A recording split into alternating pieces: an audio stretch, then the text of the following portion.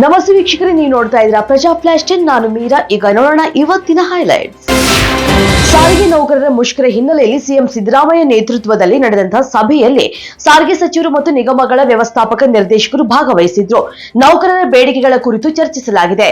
ಸಂಕ್ರಾಂತಿಯ ಬಳಿಕ ಸಮಸ್ಯೆ ಬಗೆಹರಿಸುವ ನಿರೀಕ್ಷೆ ಇದೆ ಅಂತ ಸಚಿವರು ತಿಳಿಸಿದ್ದಾರೆ.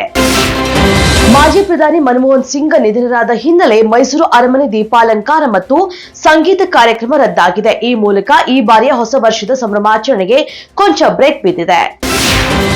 ಹೊಸ ವರ್ಷಾಚರಣೆಯ ವೇಳೆ ಯಾರೊಬ್ಬರು ದುರ್ವರ್ತನೆಯನ್ನ ಮಾಡುವಂತಿಲ್ಲ, ಕಾನೂನು ಉಲ್ಲಂಘನೆ ಮಾಡುವಂತಿಲ್ಲ. ಉಲ್ಲಂಘನೆ ಮಾಡಿದವರ ವಿರುದ್ಧ ಕಠಿಣ ಕ್ರಮ, ಕಟ್ಟಿಟ್ಟ ಬುತ್ತಿ. ಇದನ್ನ ಮನವಿಯಾಗಿ ಆದ್ರೂ ಪರಿಗಣಿಸಿ, ಇಲ್ಲವೇ ಎಚ್ಚರಿಕೆ ಎಂದಾದ್ರೂ ಪರಿಗಣಿಸಿ ಅಂತ ಡಿಸಿಎಂ ಡಿಕೆ ಶಿವಕುಮಾರ್ ಅವರು ಎಚ್ಚರಿಕೆಯನ್ನ ನೀಡಿದ್ದಾರೆ. ಗುತ್ತಿಗೆದಾರ ಸಚಿನ್ ಪಾಂಚಾಳ ಆತ್ಮಹತ್ಯೆಗೆ ಸಚಿವ ಪ್ರಿಯಾಂಕ್ ಖರ್ಗೆ ಕೂಡ ಕಾರಣ. ಊರಿಗೆಲ್ಲ ಉಪದೇಶ ಮಾಡುವ ಪ್ರಿಯಾಂಕ್ ಖರ್ಗೆ ಮೊದಲು ರಾಜೀನಾಮೆಯನ್ನು ಕೊಟ್ಟು ನೈತಿಕತೆ ಪ್ರದರ್ಶನವನ್ನ ಮಾಡಲಿ ಅಂತ ಪ್ರತಿಪಕ್ಷ ನಾಯಕ ಆರ್ ಅಶೋಕ್ ಆಗ್ರಹಿಸಿದ್ದಾರೆ.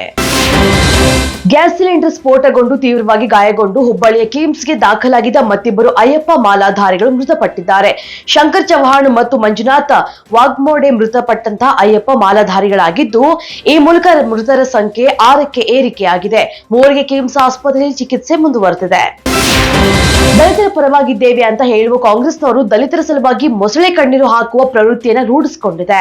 ದಲಿತರಿಗೆ ಕಾಂಗ್ರೆಸ್ ಕೊಟ್ಟ ಕೊಡುಗೆ ಏನು? ದಲಿತರ ಉದ್ಧಾರ ಮಾಡುತ್ತೇವೆ ಅಂತ ಬಯಲಿ ಹೇಳಿದ್ದೆ ಬಂತು, ಇದುವರೆಗೂ ಏನೂ ಮಾಡಲಿಲ್ಲ ಅಂತ ಸಂಸದ ರಮೇಶ್ ಜಿಗಜಿಣಗಿ ಆರೋಪಿಸಿದ್ದಾರೆ.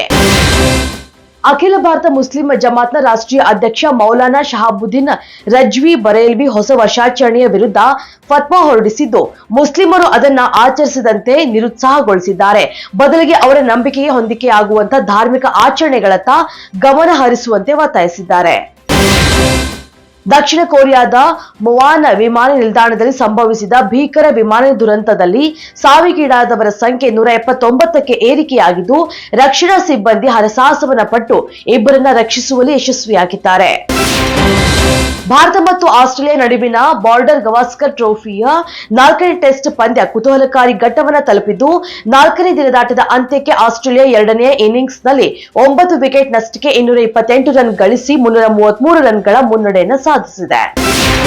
ಚಿತ್ರದುರ್ಗದ ರೇಣುಕಾಸ್ವಾಮಿ ಕೊಲೆ ಪ್ರಕರಣದ ಆರೋಪಿ ನಟ ದರ್ಶನ್ ಅವರಿಗೆ ಹೈಕೋರ್ಟ್ ಜಾಮೀನು ನೀಡಿರುವ ಕ್ರಮವನ್ನು ಪ್ರಶ್ನಿಸಿ ಸುಪ್ರೀಂ ಕೋರ್ಟ್ಗೆ ಮೇಲ್ಮನವಿ ಸಲ್ಲಿಸುವುದಕ್ಕೆ ಪೊಲೀಸ್ ಇಲಾಖೆ ಮುಂದಾಗಿದ್ದು, ಗೃಹ ಇಲಾಖೆ ಅನುಮತಿಯನ್ನ ನೀಡಿದೆ. ಇದಿಷ್ಟು ಇವತ್ತಿನ ಪ್ರಜಾ ಫ್ಲಾಶ್. ಇನ್ನಷ್ಟು ಅಪ್ಡೇಟ್ಸ್ಗಾಗಿ ನೋಡ್ತಾ ಇರಿ ಪ್ರಜಾಧ್ವನಿ ಟಿವಿ.